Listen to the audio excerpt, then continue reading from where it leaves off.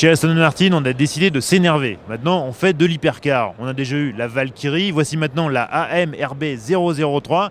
RB comme Red Bull, l'écurie de F1 qui apporte son savoir-faire. Et là, on est vraiment sur de la très haute performance. Mais celle-ci, par rapport à la Valkyrie, c'est un peu plus une GT, avec des gros guillemets quand même, parce que vous allez voir, c'est du brutal.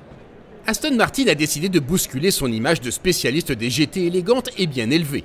Avec la collaboration de Red Bull Advanced Technology, la marque de Gaydon va lancer en effet toute une rafale d'hypercars directement inspirée de la compétition. L'objectif, donner quelques leçons aux grands spécialistes du genre que sont Ferrari ou McLaren, rien que ça. La MRB 003 est la troisième de la série, après la Valkyrie et sa déclinaison AMR Pro.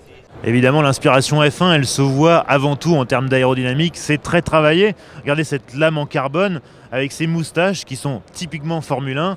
Et derrière, en fait, on s'imagine trouver un radiateur de refroidissement. Et ben non, c'est juste l'air qui est canalisé sous la coque. Ça continue sur les flancs, ils sont très creusés. L'air est canalisé jusqu'à l'arrière. Et regardez, petit détail, ici, pas de rétroviseur, mais des caméras à la place pour, encore une fois, l'aérodynamique. À l'arrière, le diffuseur aérodynamique, il est tout simplement démentiel. On pourrait y rentrer tout entier tellement il est énorme. Ça promet des niveaux d'appui complètement fous. On a aussi ici ce petit aileron. Alors lui, il n'est pas mobile, il se tord. En fait, c'est assez étonnant comme pièce. C'est du carbone qui se tord. Et ici, on a des échappements verticaux. Alors en dessous, il y a un moteur. On ne sait pas encore grand-chose. On sait juste que c'est un V6 hybride. Là encore, l'inspiration de la F1. Mais pour les caractéristiques techniques un peu plus détaillées, il faudra attendre un petit peu. Et si pour vous, une Aston Martin, c'est un intérieur qui fleure bon le cuir et déborde de bois précieux, vous allez devoir réviser vos classiques. Celui de la MRB003 ressemble davantage à une paire de Nike qu'à des Weston. On a un habitacle très spartiate, notamment pour une Aston Martin.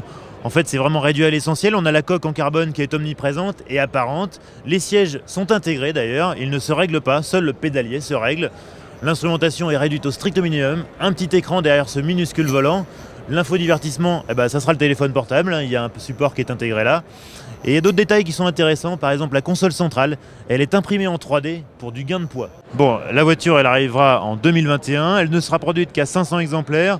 Le prix on ne le connaît pas encore, mais il sera probablement de l'ordre du million d'euros.